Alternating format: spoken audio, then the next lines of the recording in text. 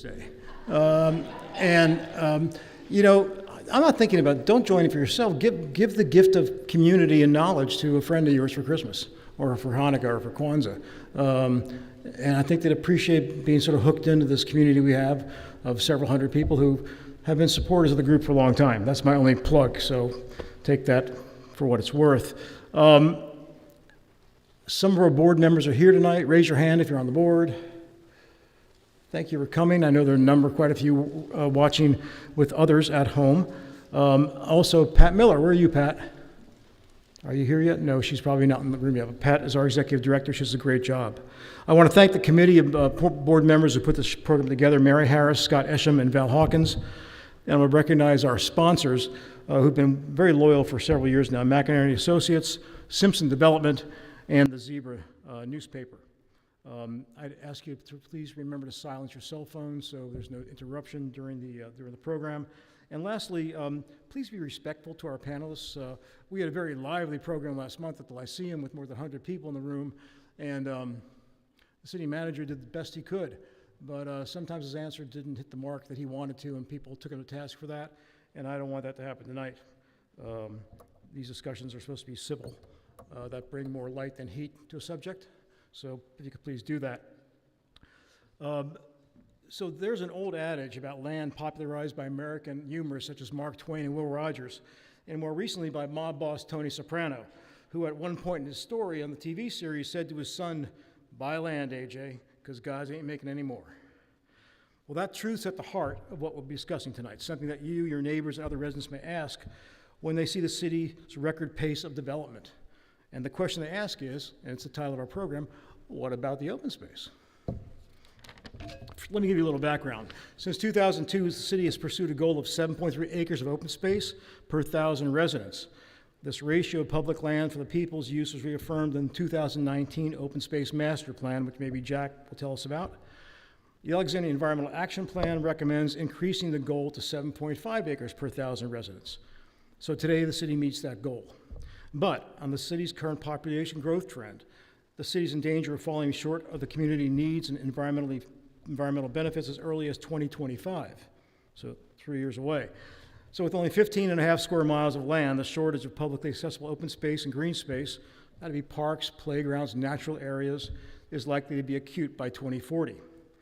So right now the city is grappling with how to protect its natural lands and have publicly accessible parks and playgrounds that serve all of its residents equitably.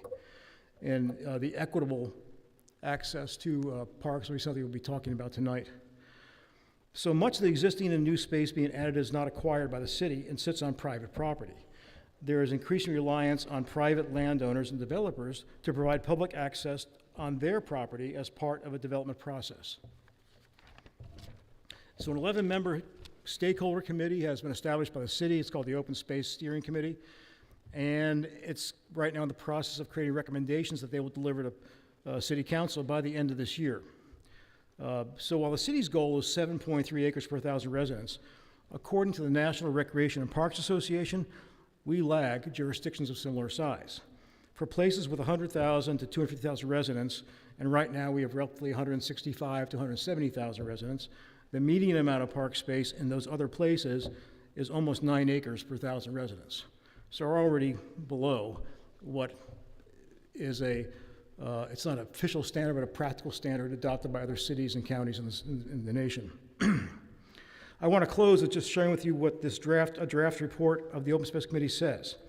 He says, while the city will continue to strive to maintain 7.3 acres per 1,000 residents, in the future it will not be able to add enough open space to meet the needs of the growing population. There is recognition that the quality and functionality of open space in high-density areas is of greater importance than the quantity, although this needs to be balanced by the need for adequate open space for activity and aesthetics. Therefore, an additional focus on quality is needed. So these are some of the issues we'll be talking about tonight. I want to introduce first our three panelists, and I want to thank you all for being here, and I'll probably thank you more than once. Let me start on my right, your left. I want Jack Brown first. Jack is the Deputy Director of the city's Parks and Recreation Department. Will you want to tell me a little bit about you, Jack, how long you worked for the city, and sort of why you're in the discussion here tonight. Yep, sure. I'm Jack Brown. I am the Deputy Director for Park Services with the city's Department of Recreation, Parks, and Cultural Activities. I've been with the city. My initial hire was 35 years ago. I started working for the city when I was in college, and I've been there ever since. And why we're here at the table is that the Department of Recreation, we are the stewards of the open space, the public realm open space within the city of Alexandria. Okay. And next to Jack is Kurt Moser. Kurt is the co-chair of the Alexandria Open Space Steering Group I spoke of. And he's also president of the 4 Mile Run Conservatory Foundation, which its most recent project has been creating a kayak launch for Alexandria residents to access 4 Mile Run and get to the Potomac. So Kurt, what brings you here? Well, I am co-chair on the Open Space Steering Committee. I am on the committee as a representative from the Northern Virginia Conservation Trust. I am a board member there. And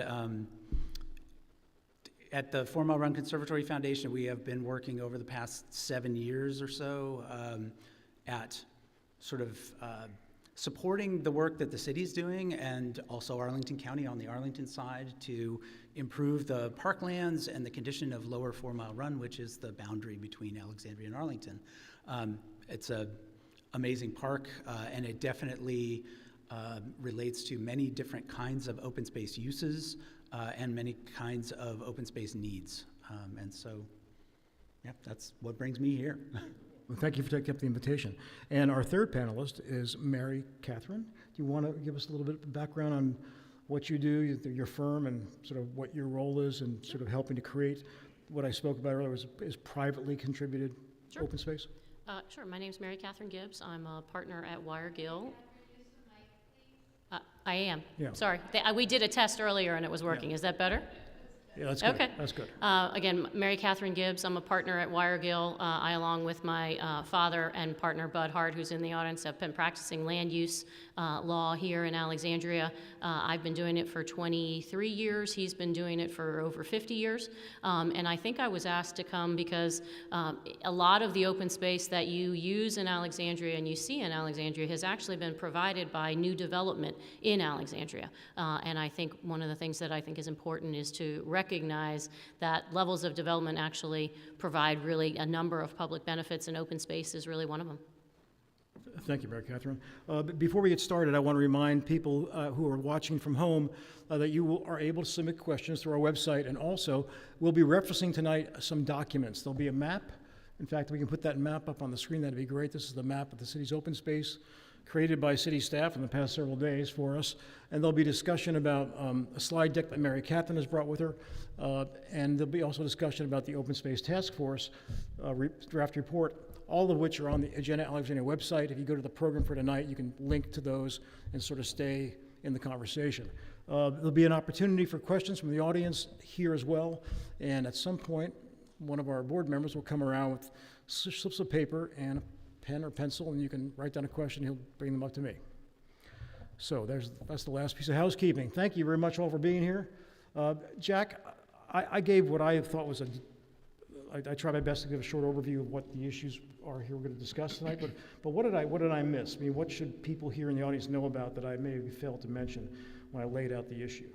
Right, so I think it's the constant struggle that we're going to have with trying to maintain that open space ratio for our residents in the city. What was alluded to is that, right now we're reliant on the private development to be able to sustain that 7.3 acres. And what we found when we did our update in the 2017 timeframe was that if we were to erase all of the open space that is either, that's been approved through our small area plans or as part of the development project, if that did not exist, just on the publicly owned open space, we would not be able to reach that 7.3 acres, this decade, probably within the next 2 to 3 years.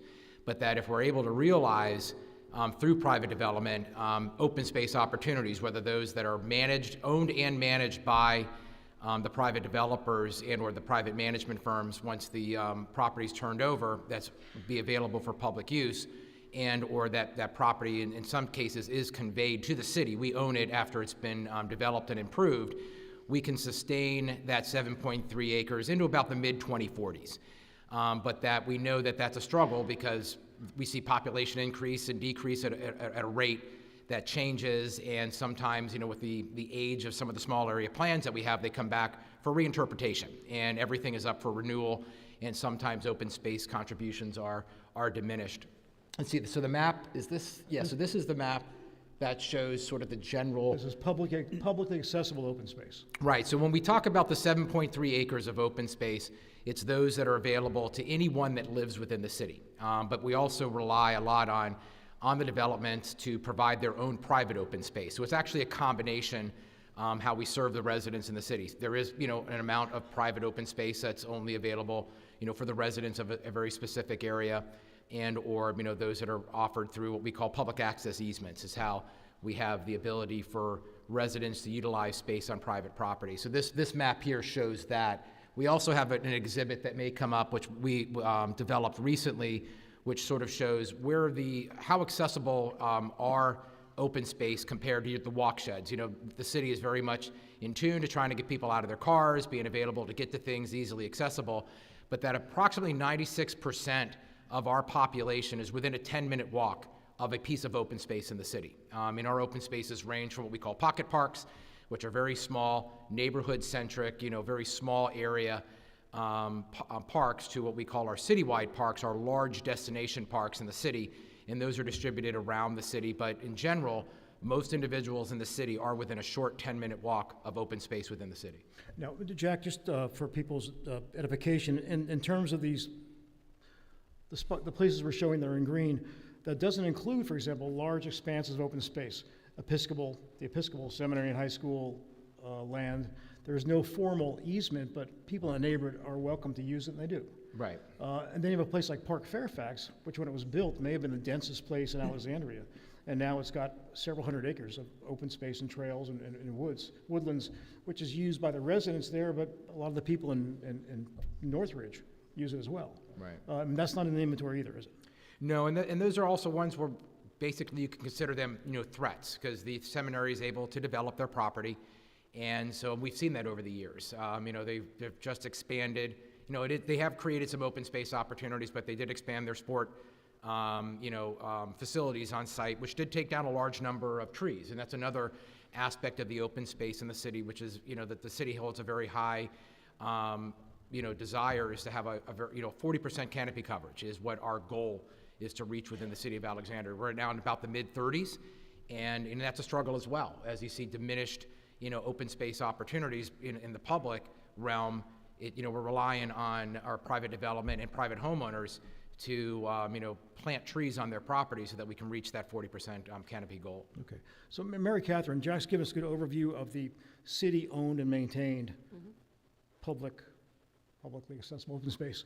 But you and I had an extensive conversation, and you brought some visual aids tonight, and it's also on our website, that talks about what in more recent years, frankly, developers have been able to do on behalf of the city residents by negotiating developments that maybe in return for a little more density or a little more of this or that, you add a certain amount of acreage that is accessible to the public that lives around the development. Can you talk about sort of Sure. how that process works with the planning commission, the city staff, the city council, and why it's, in your view, a good model? Well, first, I want to make sure there is no bonus for open space in Alexandria. You have to provide open space in every development that you build in Alexandria. So it's not like our affordable housing density bonus or the arts bonus in Old Town North. You have to provide a certain level of open space. And depending on where your project is, you have to provide somewhere between 25 and 40% of open space on the ground level or on your rooftop decks, most of which is on the ground level. I think one of the things that's really important to see in recent projects, and actually some that aren't even that recent. Cameron Station, in fact. The large parks at Cameron Station are based upon the developer was able to build them and then convey them to the city. Those are ones that became city parks. Ben Brenman Park, Armstead Booth Park. There are those that are built by developers but are maintained as open space easements but also serve other purposes. If you look at the Eisenhower East property, Paradigm Development built a large residence on Eisenhower Avenue. There was an old edge of a stream that was there. It wasn't working very well. It wasn't capturing water very well. And they worked with the city in order to, and also with an adjacent developer, in order to create what is now a really beautiful park, but it also satisfied the city's requirements under the Chesapeake Bay Act to capture over 70 acres of stormwater runoff into a really beautiful now pathway with public art that's along the pathway that's now maintained by Paradigm. The city doesn't have to pay for that. Paradigm did that with contributions that they would have made to the open space fund. They created that open space on the ground level. In particular, what's happening in Old Town North is a really good example at the power plant site. The power plant is going to be providing over 5 acres of publicly accessible open space that the city will not have to pay for and the city will not have to maintain. But it will be open to anyone in the public to use. And it's going to be integrated with multiple types of uses. I think you mentioned we need different types of uses here in the city. And that's what development actually provides. There are some that provide you with active open spaces and some that provide you with passive open spaces. And in particular at the power plant site, it's going to be a combination of both. Okay, and will that also connect to a trail system that? It is adjacent to both the National Park Service property and the Norfolk Southern property, which the city is seeking to create a linear park on, and they're actually working towards, the Old Town North Small Area Plan is geared towards creating what they call a linear park, which would start up at almost like Potomac Greens and come all the way down in the old rail line, all the way down to the Robinson Terminal North site, and create a huge, really a wonderful opportunity. It takes coordination. Norfolk Southern owns that land. City owns part of it with an easement to Norfolk Southern. You got to work through all of these things. But when a development comes into Old Town North, developers make contributions to the Old Town North Open Space Fund in order to acquire and maintain that new park as it comes online. Okay, thank you. Kurt, so part of why we value your attendance here is you're the co-chair of this committee that right now is on the cusp of finishing up its report, a draft of which is on our website. Tell us sort of what was the genesis of the group, how long it's been meeting, who constitute the members beside yourself, and is there consensus yet on 1 or 2 or 3 large items that you could sort of tell people about tonight? Well, I'll start, Rod, by just saying one of the things you mentioned was about the size of the city and the amount of open space. And I think one of the things that's important to point out is that if you look at the density of the city and compare it to similar density cities, the acreage that we have of open space is much more comparable. However, as all of you might be able to imagine, if you think of the value of open space to you, even if you think about it long and hard, chances are pretty good that you're not going to be measuring it in acres. You're not going to say, oh, the value to me is X number of acres of open space. And one of the things that the committee is working on is, for one, coming up with a sort of definition and goals around open space that, I think it's been, well, the original open space plan, or the most recent open space plan, is now 20 years old. And the vision that's in there is, I think, a little bit different. I think it's looking at it a little bit differently and looking at open space as sort of, almost in terms of acres. And it looks at things like streetscapes, and it looks at things like, and starts to think of open space. And these are all open spaces, but they're not exactly what we value in open space. I mean, they're valuable. Obviously, if you're walking down the street and it's a nice, comfortable place to walk, that is a valuable open space. But do we want to count all our sidewalks and say, oh, this is open space, look at that, 7.3 acres per 1,000 people, great. But that's not counted, though. Right. Although I must say, in my neighborhood, those sidewalks have the greatest use of any ostensibly open space than anything else, because people walk their dogs, they walk their strollers, they walk with their spouses Absolutely. or their kids, and it's a constant parade of people from 6 a.m. until 6 p.m. in Delray. And they are valuable open spaces, but we don't want to be measuring them as our open space. Right. We don't want to be saying, oh, how many acres of sidewalk do we have? We're doing great. I think one of the things that we're really looking at is not just the diversity of types of space, but looking at how it meets needs in terms of accessibility, in terms of where it's distributed around the city, neighborhoods it's distributed in, and we're trying to look at it more granularly than has been done in the past. In the Open Space Master Plan of 2003, it looks at it in terms of the districts of the city, the 3 districts. More recently, we've tended to look at it in terms of small area plans, but even within those, some of the small area plans, you can look at one end of the small area plan versus the other end, and it's a good distance walk between them. And if you've got the open space on one end, but not as much on the other end, it looks great on a map when you project it as, here's the open space per X number of people by small area plan. But then if you look at it more granularly, walkability, urban heat island effect, which neighborhoods of the city really would benefit the most from more green space or more just open space generally. Explain that theory of urban heat island effect. I'm not sure everybody's familiar with what you mean by that. Well, for anyone who's ever stood in a parking lot on a summer day, it's a miserable place to be, and you feel a lot better if you've got a tree nearby. And in fact, you notice that if you step into the shade of a semi-canopied forest, all of a sudden it's maybe 10 degrees cooler. It's much more comfortable. When you've got the kind of density that we do have a lot of gain of heat, especially in the summer, and notably in the summer, and that's when it becomes a health threat and a concern for folks with asthma and all kinds of issues. And these are mediated quite a lot by our open spaces. And having green open spaces, either just to have them around to cool the temperatures at ground level down, that's very valuable, but also just having that place to go to where, if where you are is very hot, and you can get to some place close by that's much more cool and, more suitable to human survival, it's a great improvement. Okay, I hear you. Can you get back to my original question, though? Because your committee yet sort of identified 1 or 2 or 3 things they said, this is the core of what we need to tell the city council they need to do. After all of our deliberations for, 6 months or a year? Well, and we started just before COVID, and then everything got slowed down, and we kind of picked up the track again, and it's been sort of slow going. I wouldn't say we're quite on the cusp of releasing the recommendations, but some of the recommendations that we are looking at are, how do we assess that value of our open space beyond acres? What are the measures that we use and the metrics we use? And That's the quantity versus quality. correct. We really do need to get at the quality of our open spaces, because it's not enough to say, yeah, we're meeting an acreage goal and it's all basketball courts or it's all natural spaces. We have to have this mix, and it also has to be equitably distributed around the city.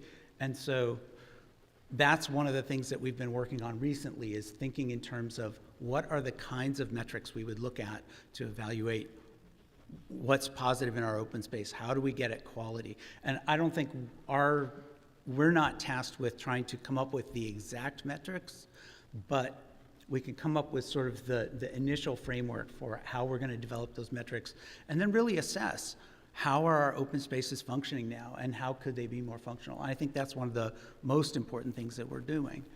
And we're looking at, sort of 3 things. One is defining what public open space is about and the goals that we have for the city around public space, and then looking at how can we acquire more, or how can we acquire better open spaces. Well, let me ask Jack about the acquisition strategy. I've got several questions here. One is, the city has an open space trust fund that was, I think, set up back during the time when David Speck and Lonnie Rich joined the city council back in the 90s. And for a period of time, people were contributing money to it. I think you actually can still, as a citizen, give money to it if you want to, but how much money is in it? And given what's going on with property values in Alexandria, I'm guessing an acre of land's $1 million or more. Can that trust fund actually accomplish anything? And so what's the point of keep having it around? Right, so we do have what we call an established open space fund. It's actually in our capital improvement program. And how much money's in it? It varies from year to year. So what happens is, it was originally established, and it was a contribution that was 1% of the real estate tax. That's what kind of feeded that original fund, and that was for the acquisition of open space, to maintain existing open space. It did fund, it still continues to fund a staff person, but also, to purchase property. At the, sort of around 2008, 9, 10, when the city started having and had to respond to the economic downturn, that dedicated contribution was eliminated. So that, we had a 0.5%, still came out of the real estate taxes to pay off debt service, but now we still have an open space fund, but it's 100% funded by the city. It's a general fund account in the capital improvement project, and it ranges as little as, maybe, $1 million or, several $100,000 up to $1 million, per year, and sometimes it's larger. So it's part of the budget process.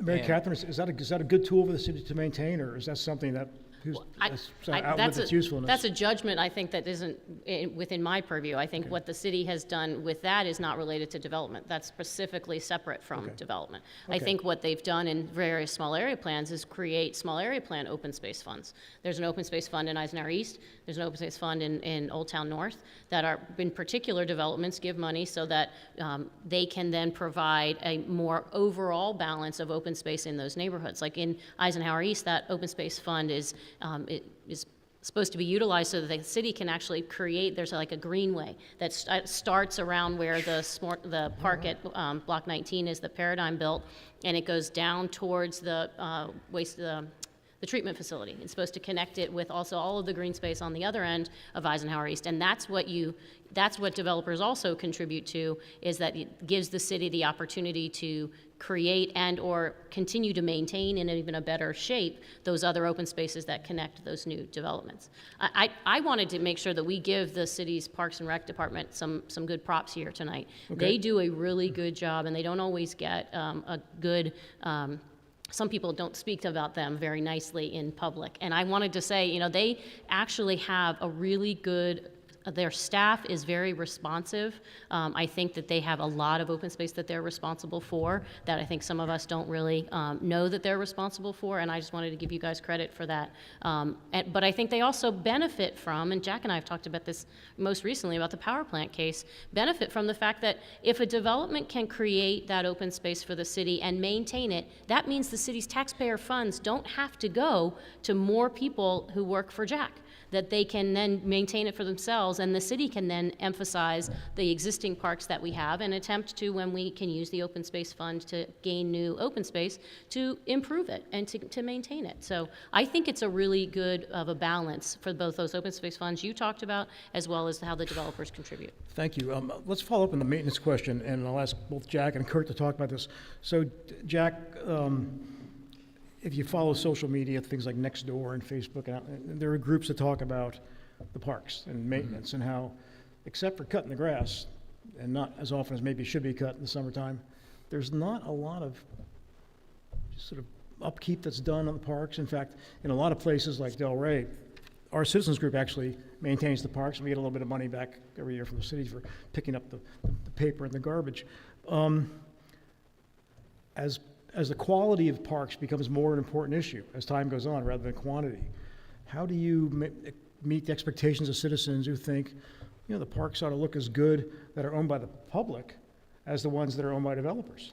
That's a great question. And that's why we have sort of multiple avenues to maintain our parks. One of them is where we do see a better consistency with regard to the care is through the private development. They, have a little more control over how they can utilize their funds. Anything that we do as part of the city gets, hooked up in all of those different priority items, whether it be ACPS programs, after-school programs in our department, affordable housing.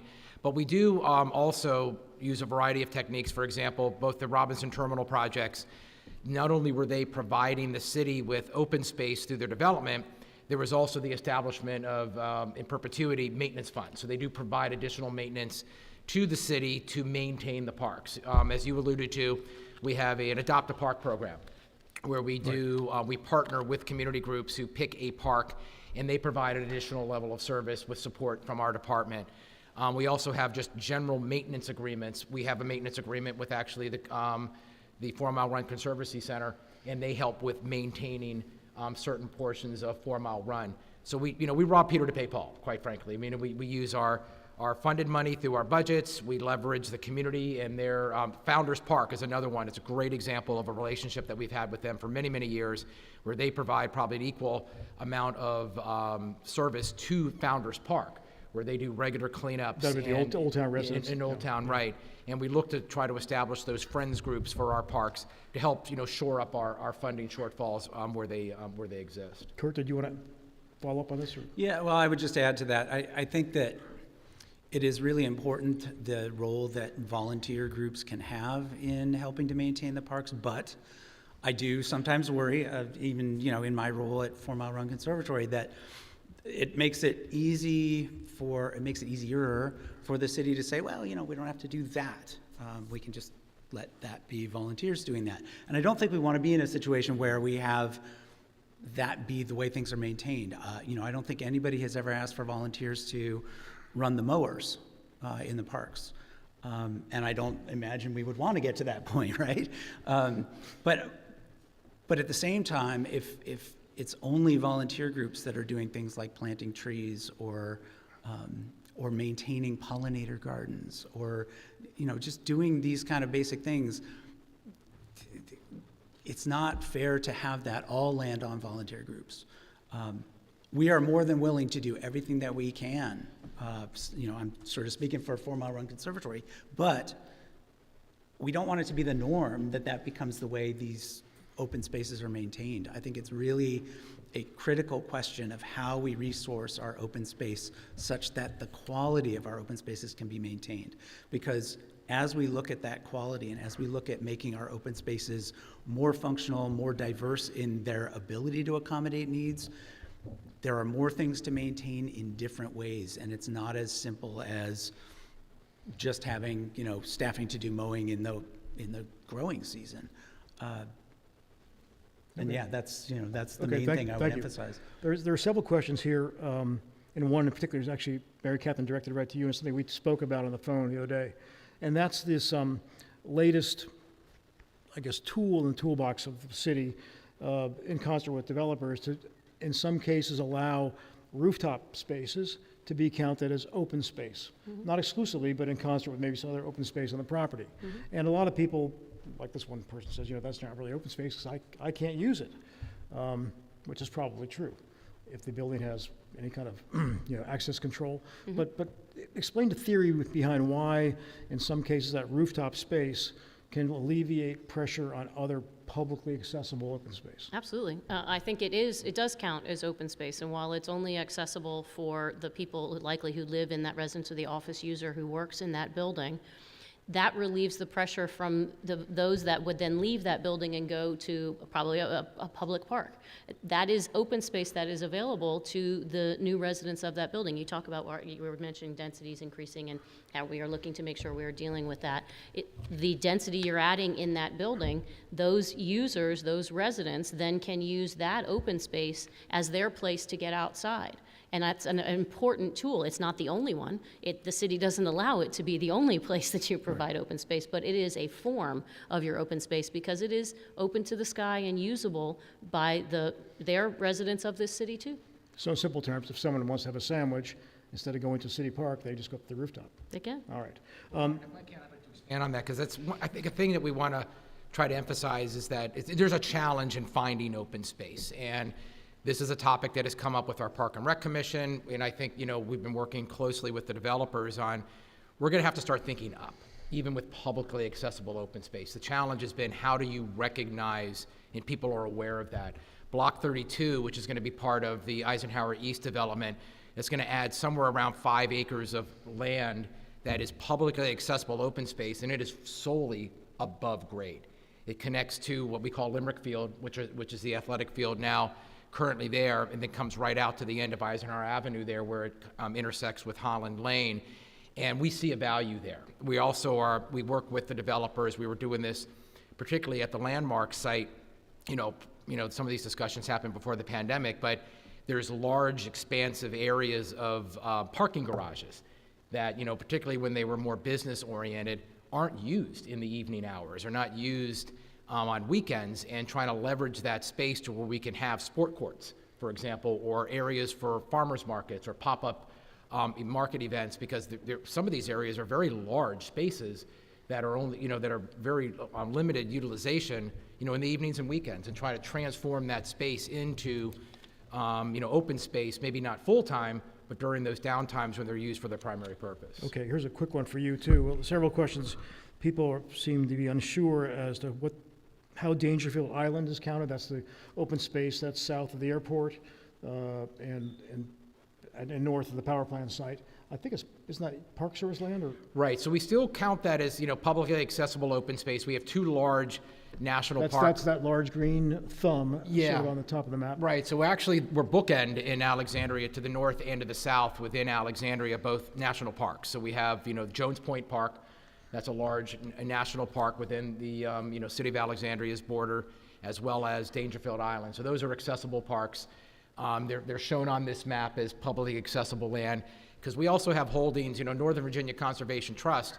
That's another, so we use a variety of mechanisms. Northern Virginia Conservation Trust, where, Kurt's a member of, or a board member, they also acquire open space through conservation easements. They also purchase land that can have publicly accessible avenues for the public to utilize.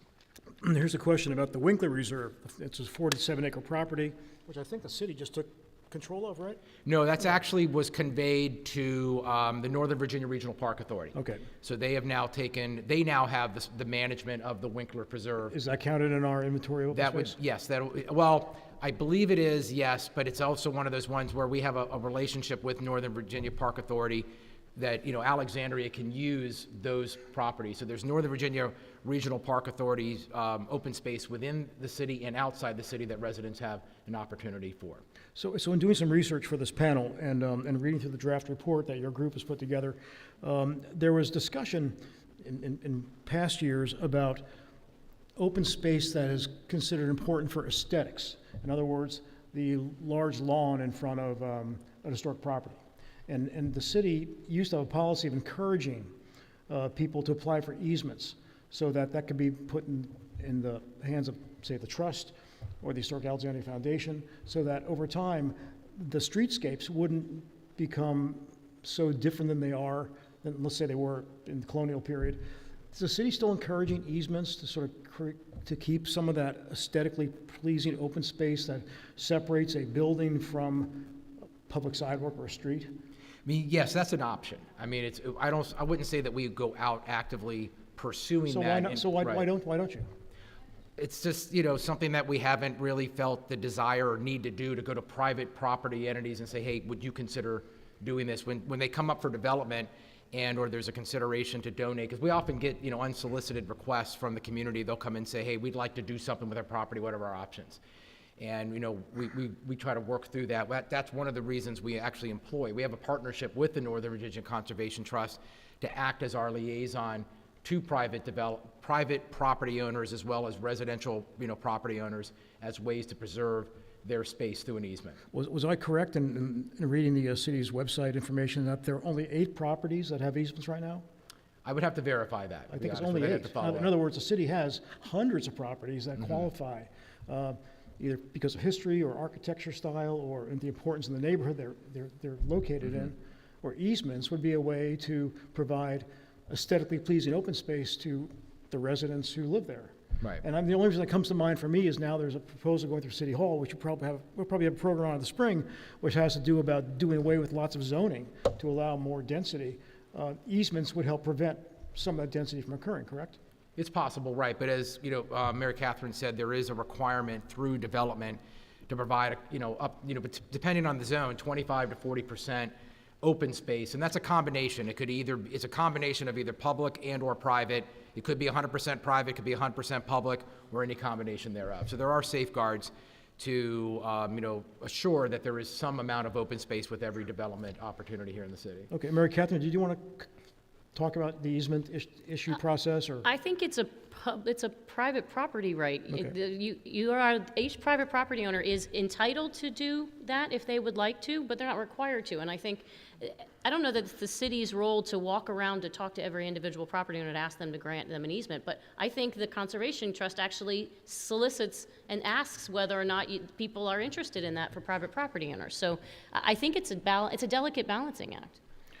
Rod, it's worth mentioning too that easements, there are different kinds of easements, and one of the things that our committee has recommended or is recommending or is draft recommending at this point is that there be a specific class of public open space easement, which would be different from a conservation easement. The kinds of easements that are conservation easements, and I believe that's what the count that you have of 8, I believe that's 7 conservation easements and 1 fee-owned property. Those are for conservation purposes. They have conservation, habitat value, and other things like water protective value, air quality protective value.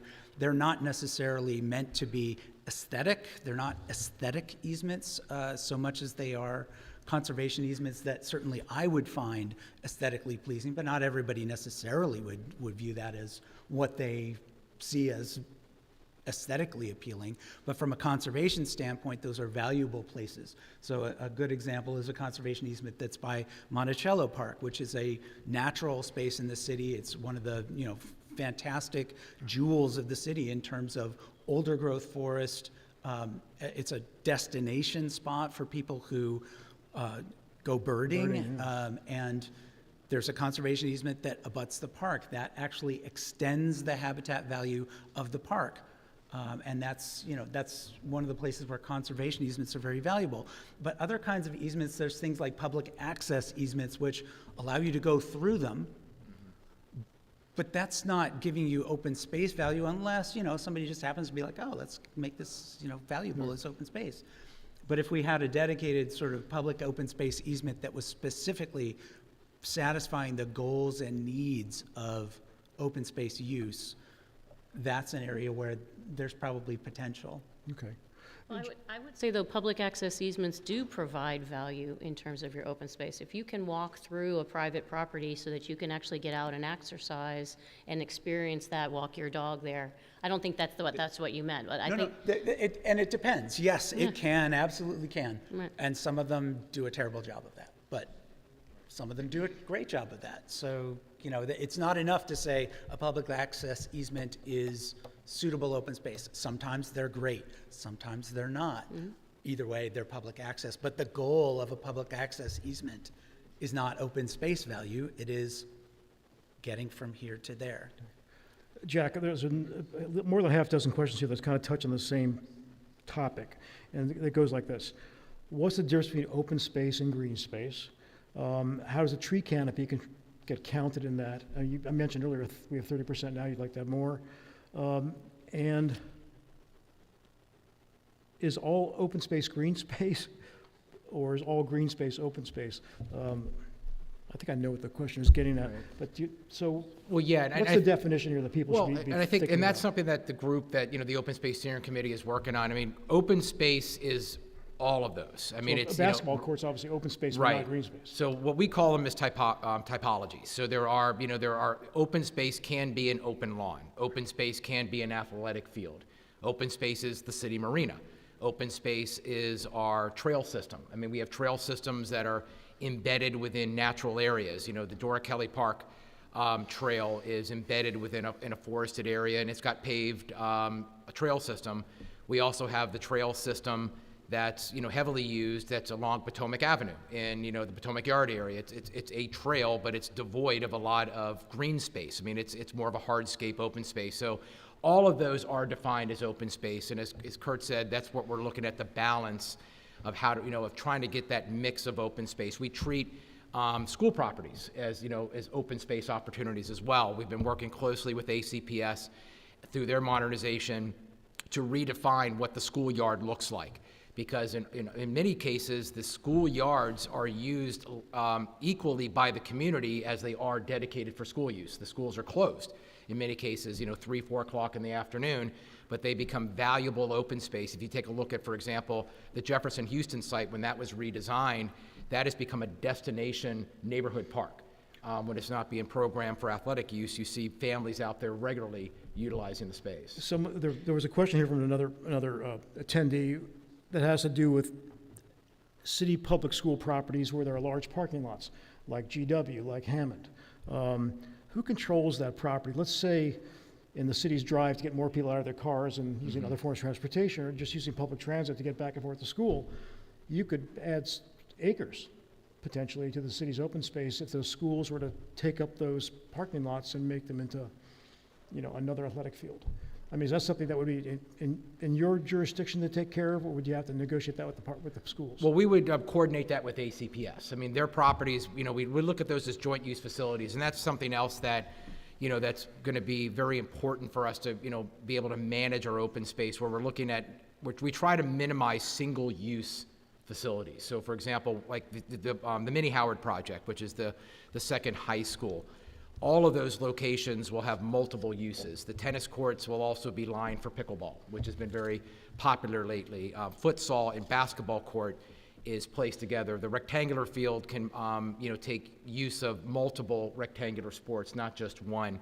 So utilizing those spaces, but we do coordinate with ACPS as to how can we, meet their scholastic demands, but also minimize and reduce, as Kurt was saying, sort of those areas that cause the heat island effect. And by minimizing, we all have to look at, both the schools and the city, how do we manage our stormwater management systems? Okay. Kurt, this one might be best handled by you. And the question I asked, how will the city balance the competing policy objectives of open space, adding more, and adding more affordable housing, particularly where the open space is proximate to transit centers like metro stations or bus lanes? In other words, is there a tension that your committee detects between, if you have open space available, what do you do with it?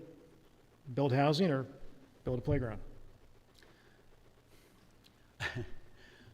Well, I don't think that there really is a tension. I think people like to think that there's a tension, and they like to present it that way. Okay. I don't believe there is truly a tension between affordable housing and open space.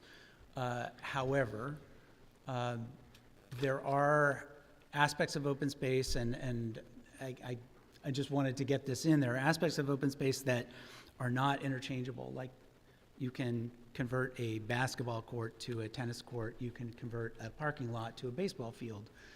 You cannot convert a basketball court to a forest. That doesn't work. Right. And as we look at development, one of the things we have to hold a very high priority on is sparing the natural areas that we have that we really can't replace. I mean, there is no functional way to replace a forest. If you get rid of it, it's gone. And as we look at housing generally, as we look at development, as we look at affordable housing, one of the things we can't lose is what forested canopy we have, what natural spaces we have, what wetlands we have, what meadow areas we have that are mature natural spaces. If we lose those, we cannot replace them. And so I know that's not quite answering your question. Your question is more about the perceived tension of affordable housing versus open space. I don't see those, and I don't think the committee really sees those as a real tension. But I recognize that, if you're just kind of looking at what do you do with space, can you put? I'm just a messenger here reading. Yeah, no. questions. I think it's an interesting question, and I do think it's really important that we have affordable housing in the city. I also think it's really important that we have the benefits of open space to affordable housing. That is, it's not enough to say, oh, we have affordable housing, and we sacrificed all this open space because we needed affordable housing. You need the open space for the affordable housing. Like, everybody should have easy access to quality open spaces, places where people can gather, places where people can play, places where people can be active or just be relaxed. And again, getting back to the urban heat island effect, these are really important. And I don't think it really is a trade-off, one or the other. You must have both. Mary Catherine, there are two questions that come in that maybe you'd be best to answer. One is the other side of the coin that what I asked Jack about. I think I know the answer to this, but one of the questioners asked, if the developer builds an open space courtyard made of brick, is that counted as open space? Sometimes, yes. Yeah, okay. Because in that space, you can have a hardscape that is considered open space and that is usable by the public or the residents there. That is, an area that's over a parking garage sometimes, and then you could use it as a gathering space. You could use it as a place where you can sit. You could actually have some sport, if you bring tables together, you can play games in that area. But the city doesn't actually provide that you have to do anything in particular on your open space. It has to be usable and open to the sky. And normally what they look for and what developers look for is a balance of that open space. Some of it for passive, some of it for active use. And I think you're right, there is a public benefit to having open space next to all types of housing, not just affordable housing. I have not seen where open space is the competing interest to affordable housing in Alexandria. There are a lot of other competing interests to affordable housing. Open space is not one of them. Okay, this might be a question that both you and Jack could take a crack at, and it goes back to the tree canopy idea. So when a developer is making its offer for open space required by the city's code, is it ever negotiated that part of the open space should be new trees to help replace the tree canopy that's There's a being canopy diminished? coverage requirement. As every new There is? development, you have to provide a 25% canopy coverage on your site, and if you don't, then you have to provide a contribution to the Living Landscape Fund, so the city can then provide additional trees in other parts of the city. But the city, the original design is you're supposed to meet that canopy coverage requirement on site. And do Yeah, you, and we also have what we call landscape guidelines, which help to govern, what the landscape looked like on the private development. But I also wanted to kind of mention on what Mary Catherine said, is I would say that, her group, but all of the groups that we work with are very much, they recognize the value for their development of what the open space is, what it brings to the project. And we saw that through the pandemic. I mean, we saw immediately when people couldn't be inside and their only way to get relief was to be outside, there's been a higher value placed on our open space. And we work with the developers so that the private developments are complementary of what the existing open space around it is. So we don't need to have private developers provide us with 6 to 8 more tennis courts if we've got down the street a bunch of tennis courts.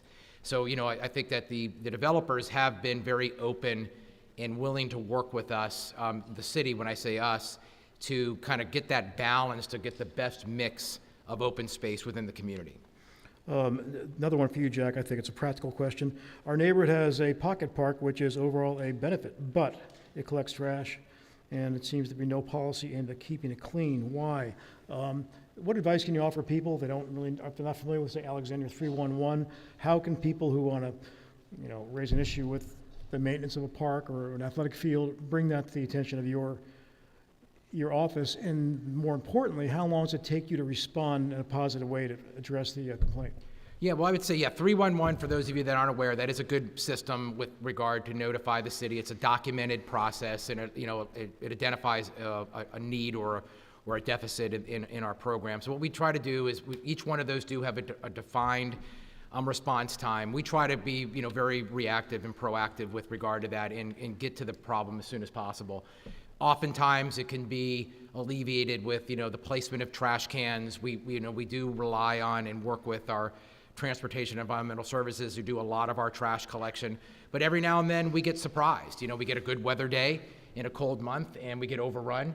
And we get out there the next day and we clean up and we try to see what avenues there are to try to alleviate that in the future. I mean, unfortunately, when trash gets thrown around, I don't think that we have a lot of parks in our city that just get ignored and trash builds up, but we do have concentrated, isolated areas where we do get a pop-up event that happens. It's just, it's a nice day, a lot of people come out, and we are overrun, but we get on that the next day. Here's a related question in that regard. What is your budget for maintaining parks compared to recent years? And do you have as many staff as you had before the pandemic, or do you have more? Well, we have not reduced our number of staff, but we have had problems recruiting staff. I mean, I think we're just like everybody else, where people have found other things to do. And, we have a lot of turnover in the city with regard to our staff. Our parks budget, which includes our personnel, is about, just over $12 million. It's almost half of our department's budget is our park services budget. And that includes our natural resource management, it's our capital staff, it's our park maintenance and support, and it's our contract services. So we have roughly just over $12 million of dedicated money for what we call our park maintenance or park services budget. And is that enough? I mean, I would say that it's suitable. I mean, could we ever, I'm never going to turn down additional money if they ask, but yeah, I mean, we've had to make decisions on, the cycles of mowing or the frequency of trash collection. So that, there's always a desire and a need for more, but, we make the best of our resources. Mary Catherine, there are a couple provocative questions. I'm not going to use the exact language. That has to do essentially with when a developer wants to do something on of a major scale, and when does the discussion begin with the community on things like open space? And how important is it to the developer, to someone like you, in sort of managing that negotiation, that there be a give and take on that, so that people understand what you're proposing? And do you take into account the things that they may prefer as an alternative to what you'd be willing to do? Well, I think the starting point is the zoning ordinance. You look at how much open space is required in that zone, that's the starting point. And then there's always input solicited from the community, and it depends on the developer, honestly, and it depends on where you are about when that interaction begins. Most of us start it probably, I would say, after the city has a 3 submission requirement as you go through the development process. It's concept 1, concept 2, and completeness. Concept 1 is about zoning. What can you do? There's not a lot of soliciting of input because it's literally just talking about what the basics are. When you get to concept 2 is normally when you start a lot more of your community outreach, because that's when the facets of the building are coming together. What is the facade going to look like? Where is the open space on the ground? How big is it? What can be utilized? What types of typologies you were talking about? What can be done? And often it's the community that comes to a meeting that tells you, this is what we're lacking in our community, this is what we'd like to have. Can you always meet those desires? No. But you try, and you do the best that you can. And I think that's one of the important things, is having a line of communication that's open. Okay. We are a little past 8 o'clock. I'd like to ask each of you, given that we try to wrap up within an hour when we begin, to just offer some closing thoughts. Mary Catherine, let's begin with you. In other words, right now, this process that Kurt's involved in, are you following that as well? Are there people from the land use bar on that task force? I don't believe there's any land use lawyers on the task force, but we Yeah, we have one. We do have a member, that represents the sort of development community. Is it a lawyer? Is it one of our lawyers, or is it just somebody who's? God, her name is I don't even know. mistaking me right now. Well, so what do you want to see come out of the process that Kurt's group's involved in? I think it informs other parts of the city. It is something that we as a land use bar try to keep up with all of the programs that the city does. The city has a lot of task forces, let's just be honest. It's not always, you can't keep up with everything, but this is an important one. And if it affects the way the zoning definition of open space is applied, absolutely, that's gonna be an important thing. But I don't think you're suggesting defining open space any differently. I think you're talking about viewing the value of open space differently versus acreage per 1,000. So I think it's an important aspect of what will inform future developments in terms of if there's more open space desired. And I think what the city does well here is emphasizes public benefits for development. You can't get more development in the city if you don't provide more public benefits. Some people don't believe that, but that is what the city staff's job is. Find more public benefits for additional development in the city. I think what the city staff has done a very good job at is negotiating, soliciting input themselves from the community, and then negotiating with the developers on the final parameters of how big their central open spaces are. But there are also developments that have come in that, while they're not providing open space and aren't required, have provided contributions to improve open spaces in the city. Restaurant Depot is a good example. They were commercial use. Commercial uses have no open space requirement. They gave the city $500,000, and the city used that money to improve Lake Cook and to improve Armstead Booth Park. That came from a developer. I mean, those are balances, and I think the city staff does a really good job balancing those things here in Alexandria.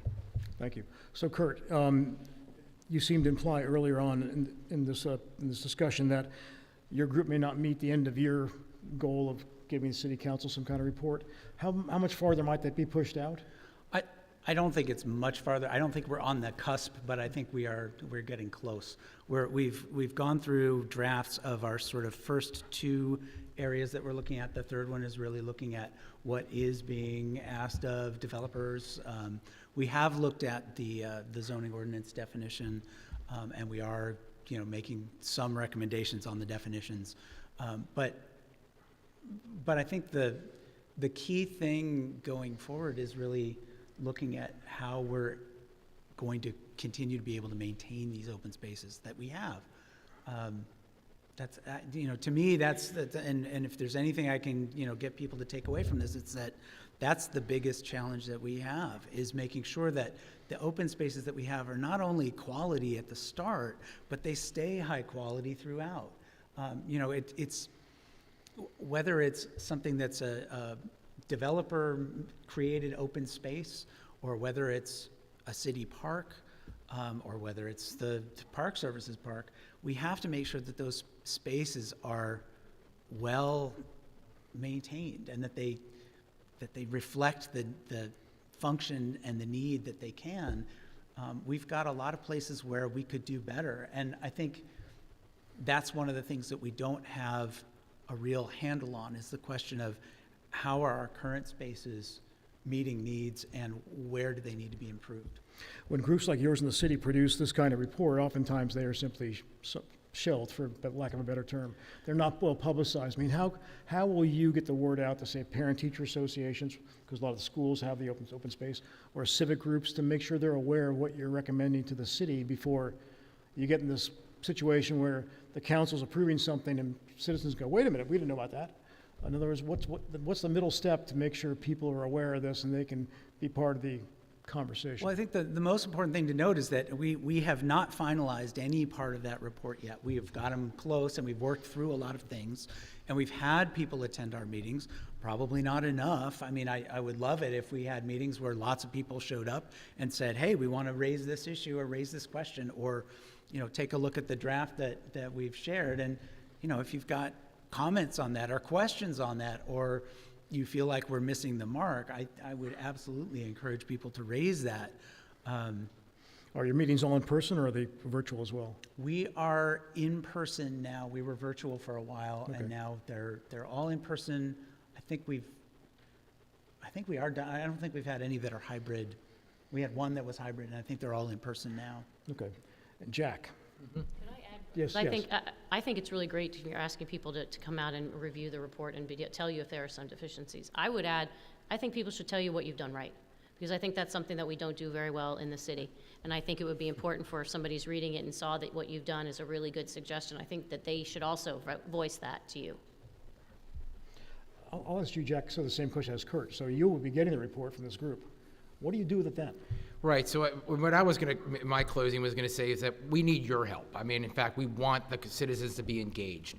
So what the next steps will be with regard to what, Kurt's working on, I mean, that is working, there ultimately will be a recommendation that'll come through the department to city council to either, update our open space plan. We are looking at zoning text amendments to be more current than what they've been, and also the open space. But what we'll be doing is we will be bringing these recommendations to the public for review, for comment, and we'll also utilize our Park and Recreation Commission. But what I would just, kind of my parting words would be, when there are the opportunities to get engaged, whether it be through the development process as part of the small area planning, the Department of Recreation will solicit input through our Park and Rec Commission and through our community meetings, is get out and tell us what you want. Tell us what you need. Tell us what the desires are, because they change. They change over time. We go through a system, we're, about every 10 years, and we're coming up on those now, where we will be updating our 10-year plans for our parks. We have our citywide park plans, which were adopted back in 2014. Those are coming up for their 10-year review. We want to hear from the public. How should these parks look? And that helps inform our budget decisions with our capital improvement program, our development projects, and what we ultimately seek from council to fund. So we need your assistance. We need your engagement to help set those policies, to help us, with the recommendations to move our park system forward. Thank you. Before I ask you all to recognize their contributions, I want to remind people, whether you're members or not, that we do not have a program in December by tradition. Our next program will be in January, and it's going to deal with the latest download of census data, looking at where Alexandria has been, where it is today, and where the census data seems to point to where we're going in the future. On behalf of Agenda Alexandria, I'm Rod Cooker. I'm chairman this year. Thank you all for coming. Thank you all for watching online. If we can give our panel a hand, I think they deserve it.